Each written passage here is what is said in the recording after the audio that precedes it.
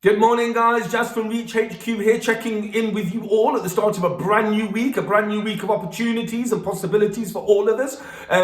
Another week to hopefully build and move forwards from this difficult situation that we all find ourselves in. And as always, I'm going to remind you that I'm here for you. If you need anything, it doesn't have to be business related. If you just need somebody to talk to, you know that I'm here for you. The thing I wanted to talk about today, however, was pressure.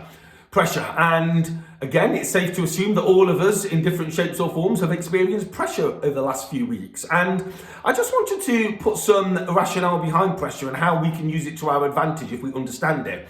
And the phrase that I use and the concept that I share with all of my clients is that of perturbation. Perturbation. It comes from the state of perturbed.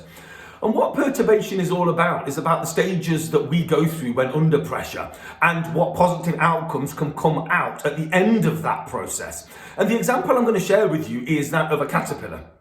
You see, when a caterpillar has pressure applied to it, it's going through perturbation, and that is typically as it's transitioning into a butterfly. And if you were to look into that chrysalis that caterpillar is in, that caterpillar is breaking down. That caterpillar is breaking down into a bit of a gooey mess. And that process is required, that breakdown is required in order for it to break through to the next level.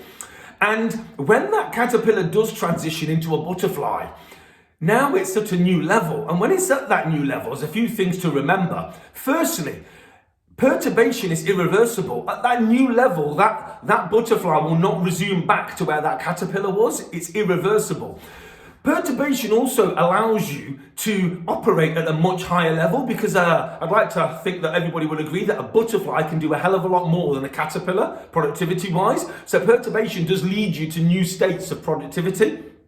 And the other thing to remember is that perturbation is a fundamental prerequisite to growth. We all need it because without positive pressure being applied, we'll stay in our comfort zones. And in this instance, it's happening without anybody's choice. But what we're going to realize is in a human context, perturbation gives us access to new behaviors. And I would like to think that what everybody is realizing right now is that they are capable of surviving and accessing new ways of living their lives. And that's a sign that we're all going through perturbation. And I've always encouraged people to understand what that is and not to be resistant to this pressure that we're feeling, but to actually embrace it and understand that something good is going to come out of this when we reach the other side, when we transition to that next state. So the next time you're feeling pressure, I'm not talking about pressure in its conventional sense, folks, when we're talking about stress. I'm talking about a healthy, positive pressure being applied to us to encourage us to move through to the next level. So when you're feeling it, just remember what's happening, embrace it, hang in there, because when you come out the other end, when you transition to the next stage of your development, you'll be able to achieve so much more and you won't go back to your previous state. I hope that helps.